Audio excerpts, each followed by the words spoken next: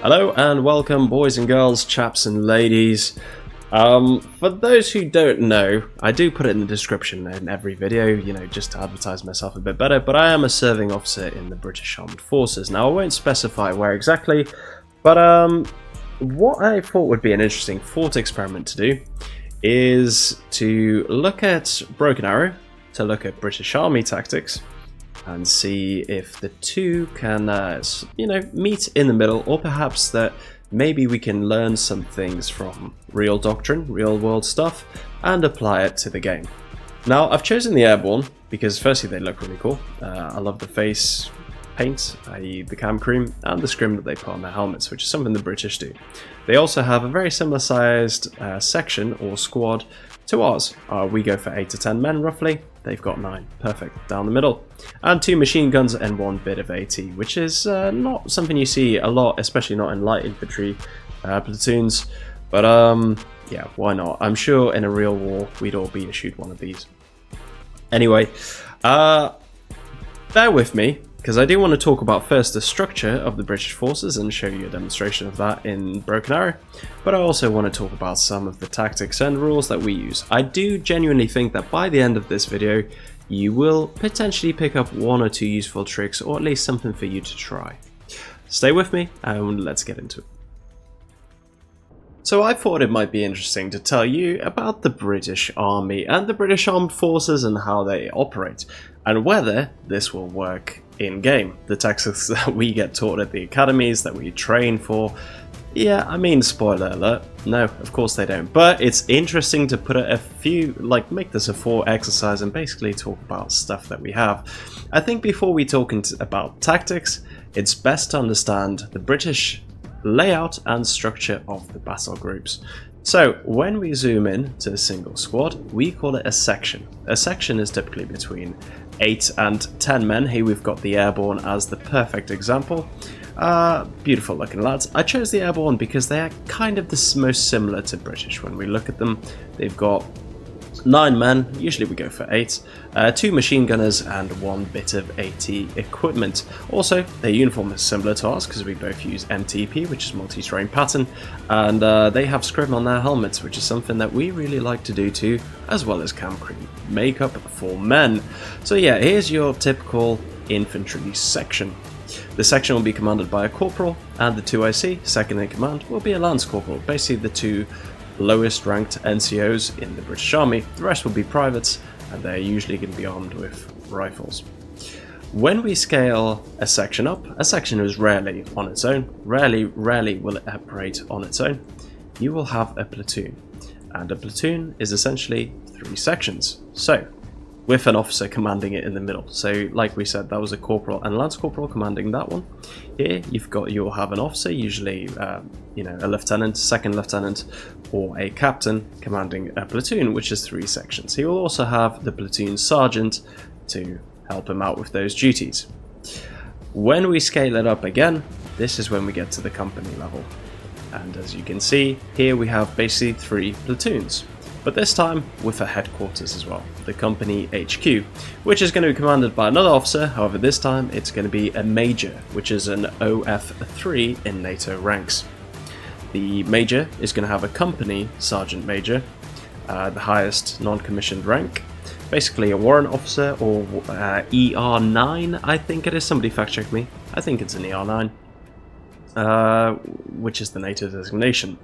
Now this is where it gets a bit more interesting, because other than just having 3 sets of platoons and infantry, at the company level is when you tend to see more fire support, i.e. weapon squads and the likes of that, which is where you see heavier toys being implemented, like the javelins for example. You also usually get a sniper detachment or a recon detachment of sorts. There you go, as you can see they're playing hide and seek behind a building that's got many holes.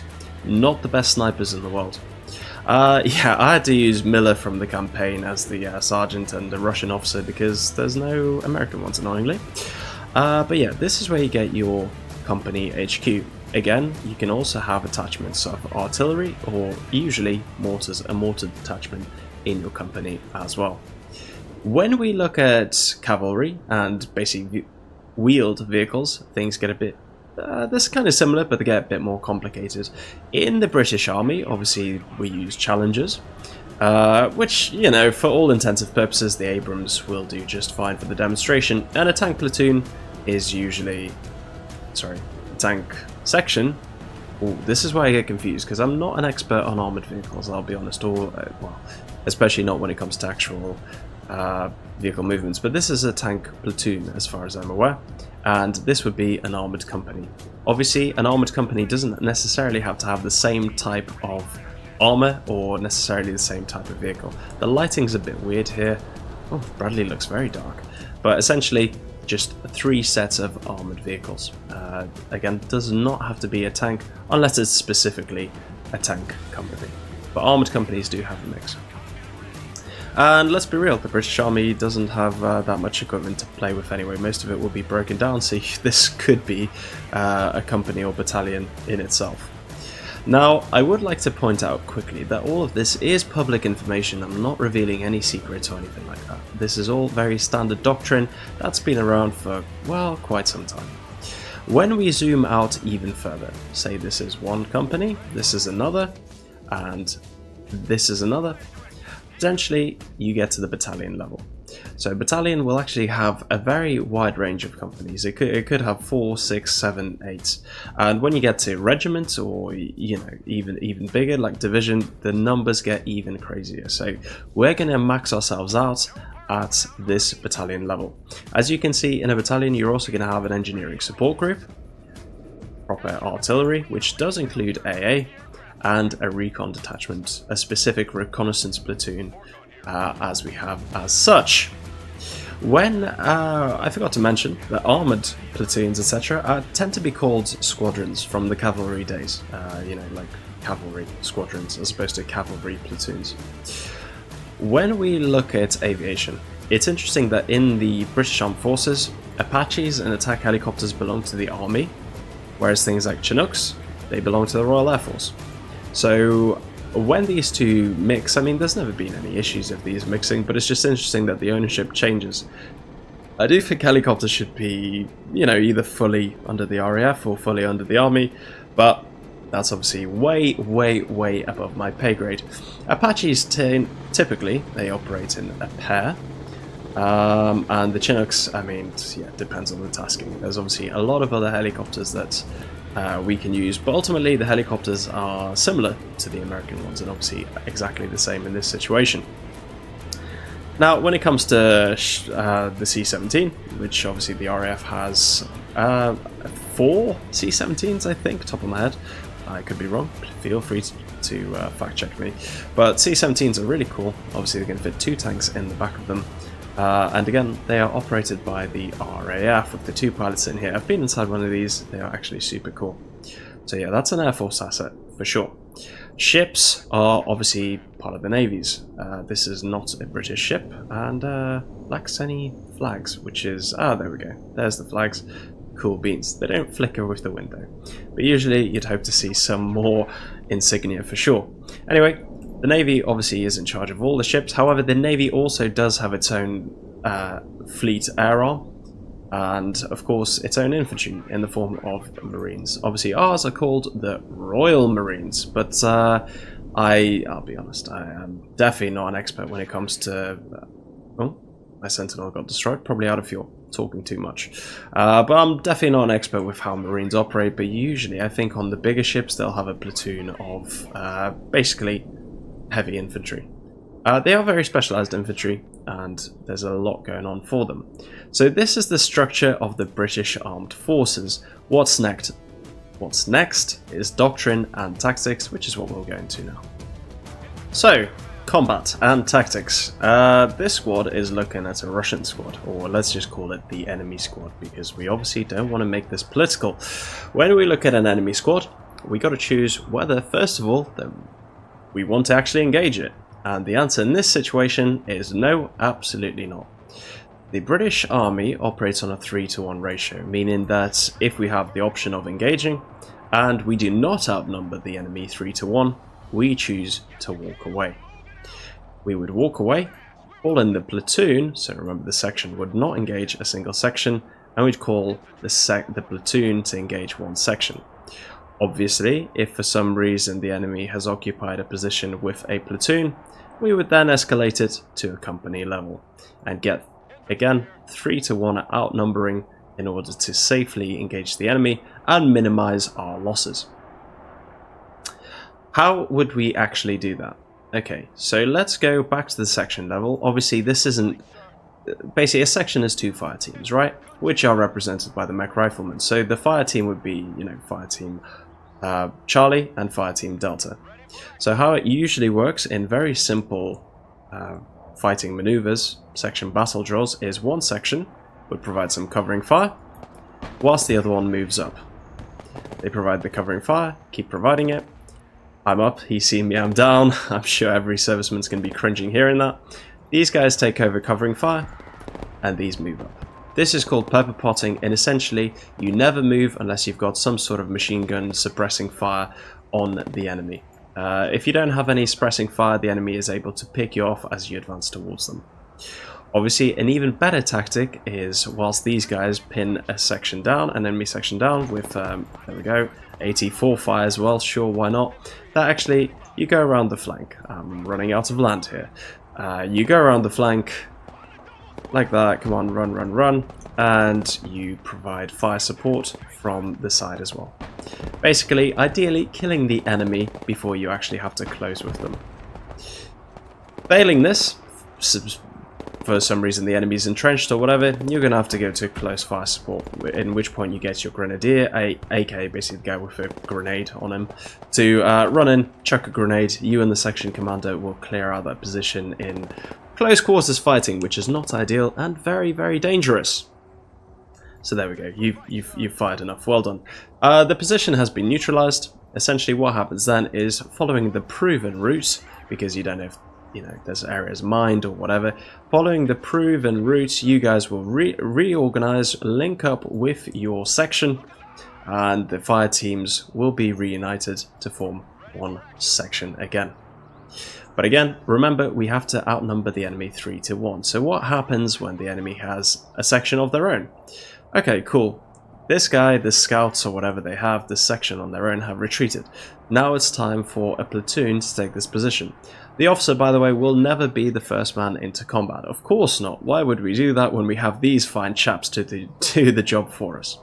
But the principle is essentially the exact same. So let's put these guys all on hold fire. I don't want them prematurely engaging.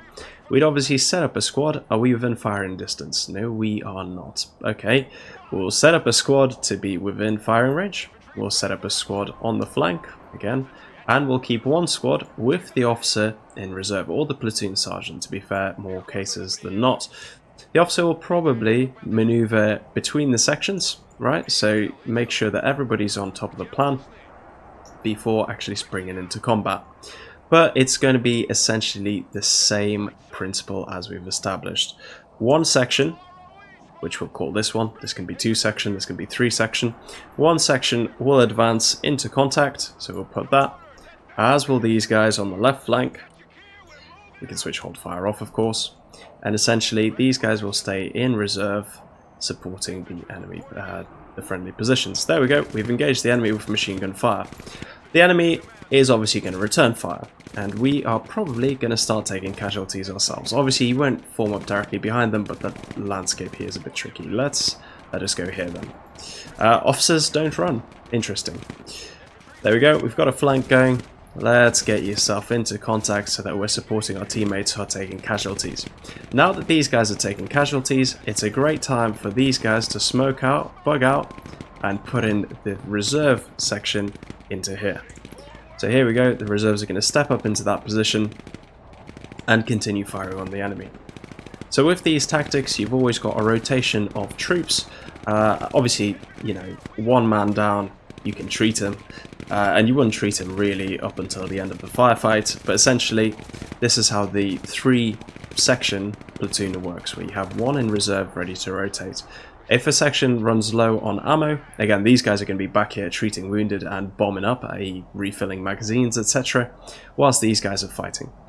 Again, once these guys are medevaced or whatever, you know, or reinforcements come, then you switch out the platoon with a fresh squad and continue the fight. So again, the same exact principle would work on the company level, where this squad would come here, for example, set up firing positions for supporting fire. This squad will advance in the open. Well, you know what, you'd want your left flank, of course you would. Your left flank to advance towards the enemy, and these guys will be in reserve. Exact same principle when attacking this position. Obviously from two directions is always better than from one, and when you can get a flank, that's always a win as well. So there we go, the British standard infantry tactics.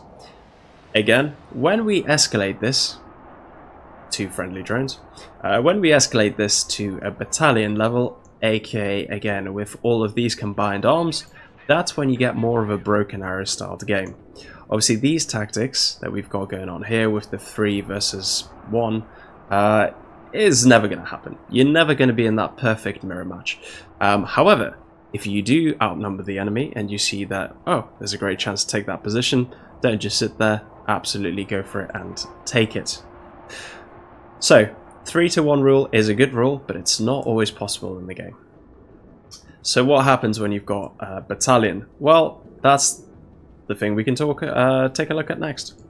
So here we are facing an enemy company. So how do we react? 3-to-1 rule. We bring in a battalion. And obviously this is overkill, and again, in the game you're never really going to have this sort of advantage. But British doctrine would be to essentially attack this way so that we minimize casualties. The forward elements, the forward recon companies, reconnaissance platoons, are going to establish the enemy positions.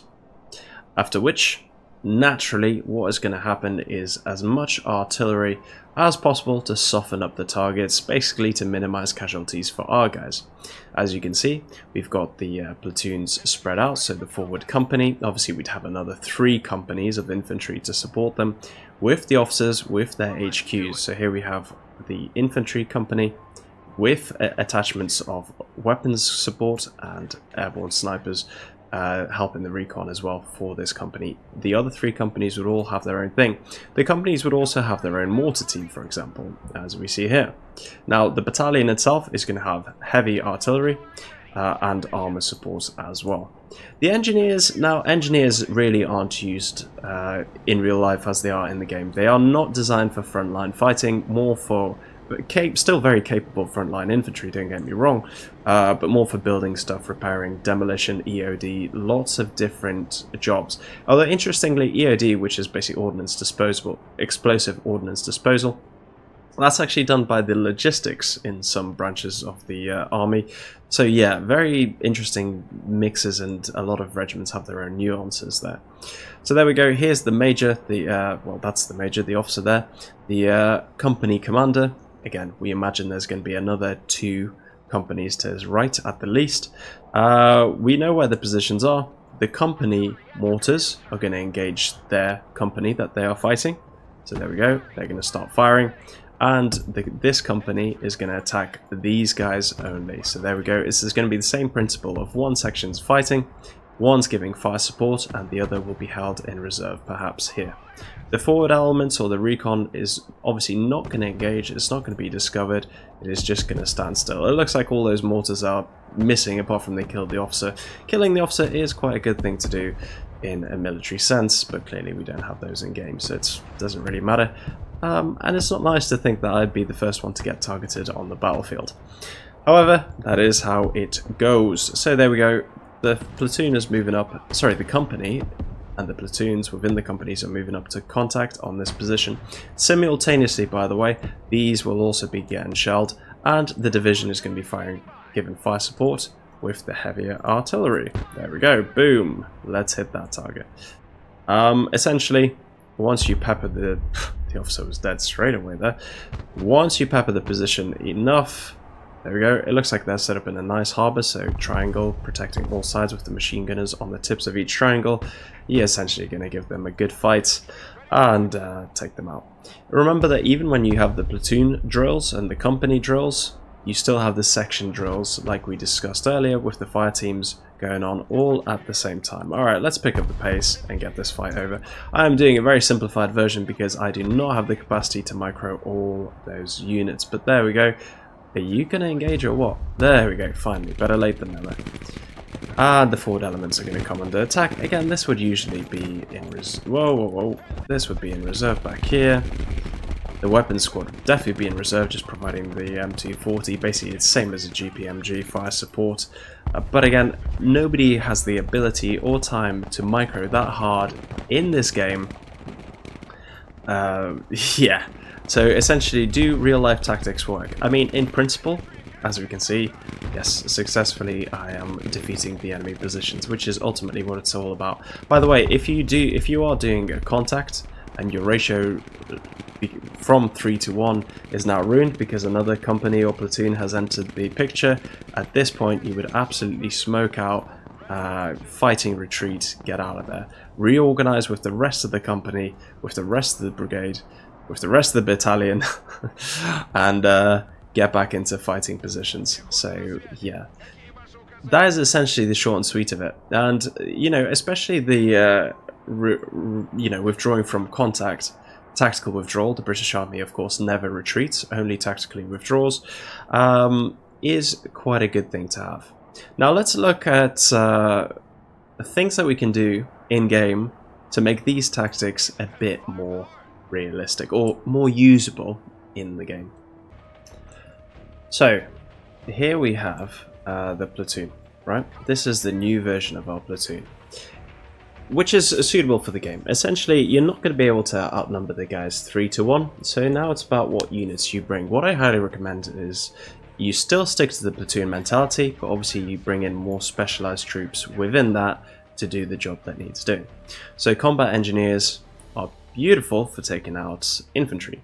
The weapons squad with its 2 javelins, for example, is beautiful at taking out armor. And the airborne is a great all-rounder that can do armor at close range as well. So essentially this time, as opposed to attacking the position with platoon, by the way, there are 3 Desantniki squads out there. And by the way, you obviously have your reserve units in reserve for supporting the troops. But essentially, and of course, sorry, snipers and recon is essential in the game. Everybody knows that. You don't want to walk in blind whenever you're attacking any position. But essentially this time, whilst you've got eyes on a squad, what you see is that only the combat engineers really need to effectively engage these guys. The other 2, you don't want to risk the javelins or the bazookas. And when you engage, you essentially just want the combat engineers to do the job that they are best at. They are going to be supported by the next generation airborne squad, which is your all-rounder, but you definitely want to keep the weapons squad in reserve. Ideally, probably on here, giving some fire support. There we go, we're engaged.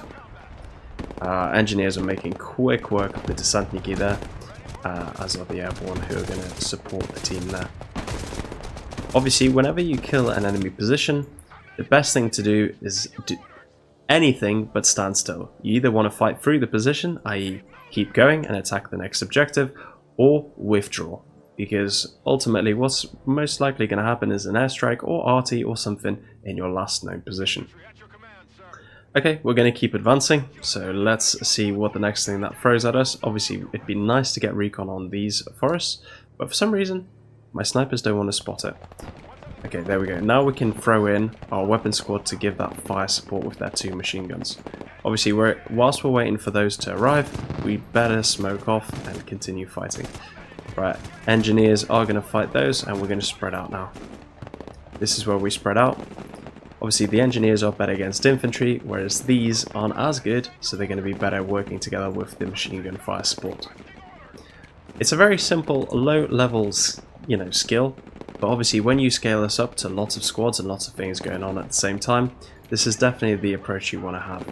You definitely want machine gun fire support, because that's the way forward, and you want squads that can close in and take care of other squads. You know what, you should be advancing with your engineers to try and get them in range of the shotguns.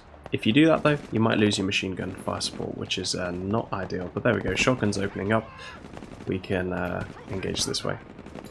Obviously, this is a fairly balanced, not the most balanced, 3v3, but ultimately we're doing quite well here. We're obviously winning, we haven't lost a squad yet.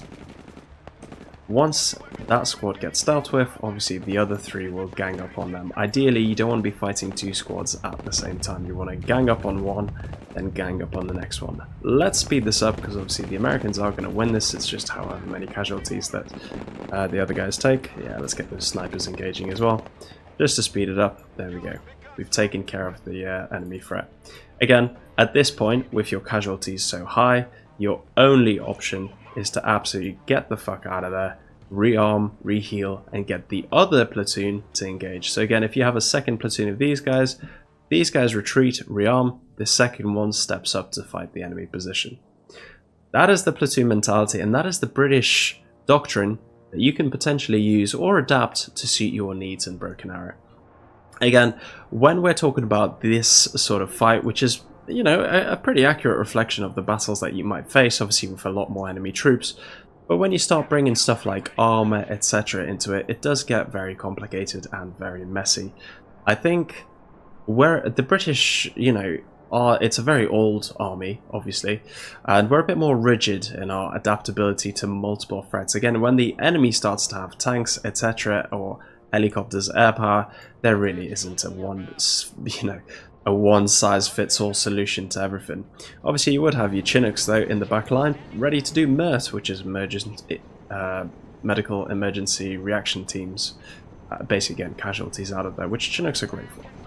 So, a lot of respect for the Chinooks, saving a lot of boys' lives, but essentially, yeah, if you apply, I think what a good tip from me is, right?